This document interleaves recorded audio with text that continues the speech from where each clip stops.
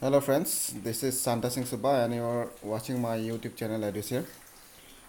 Today we are going to discuss a topic related to the combined competitive examination mains under some public service commission. The topic is the Charter Act of 1813, and this act is also known as East India Company Act of 1813. This is subject come under the optional paper education, paper number 2, and here the Charter Act of 1813.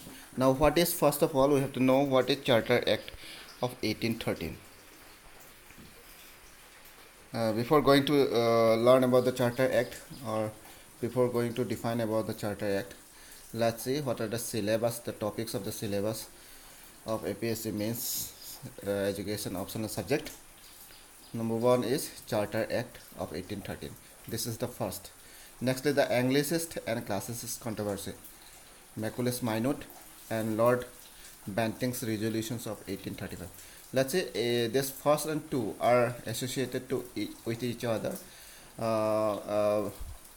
Before going to know the Anglicist and Classicist controversy, we must have to know about the Charter Act of 1813. That's why these are the related topics.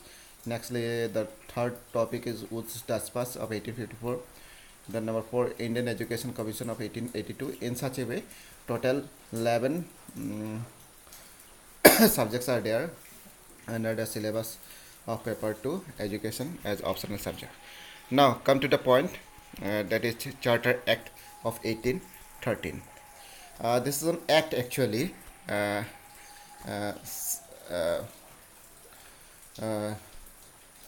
passed by the British East India Company to regulate their business in India or trade in India. Now what is Charter Act? The East India Company Act of 1813, also known as the Charter Act of 1813, was an act of the Parliament of the United Kingdom which renewed the charter issued to the British East India Company and continued the company's rule in India. This is the very much important. This is an actually an act of the Parliament of the United Kingdom which renewed the charter issued to the British East India Company and continued the company's rule in India. However, the company's commercial monopoly was ended, though the company's commercial monopoly was ended because from the Charter Act of 1813, the company's monopoly has ended and it comes under the hand of the Crown, British Crown. However, the company's commercial monopoly was ended except for the tea and opium trade and the trade with China. This reflects the growth of British power in India.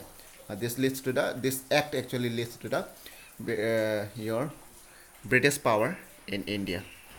Now, from the educational point of view, why it is very much important? Because why it is very much important? We can say this is very much important from the three point of view. Three features are there of this act for the educational development of India.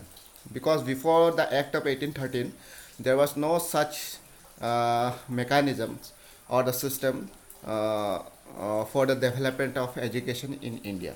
This act was the first, or you can say the milestone initiative, which leads to the development of or which make a path for the development of education in India. How? Let's see. Number one, the act expressly asserted the crown sovereignty over the British India. Yes, this act, no doubt, this act has ended the monopoly of the East India Company, and it has gone into the hand of the British Crown.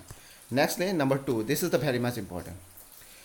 It allotted, that means this act allotted 1 lakhs to promote education in Indian masses and allowed them to open anywhere, anytime. Yes, this is very much important. 1 lakh rupees.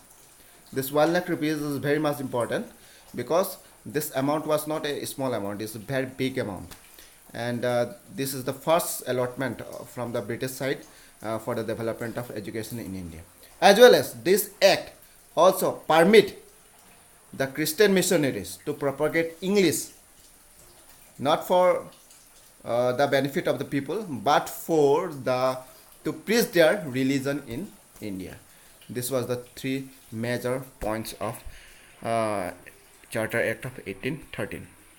So we have to remember these things. Apart from this, uh, what does the Charter Act did?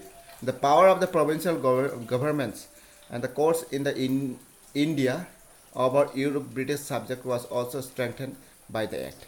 This is also an important point. Nextly, the financial provision was also made to encourage a revival in Indian literature. Yes, this is also for the promote of science also. The financial provision was also made this act.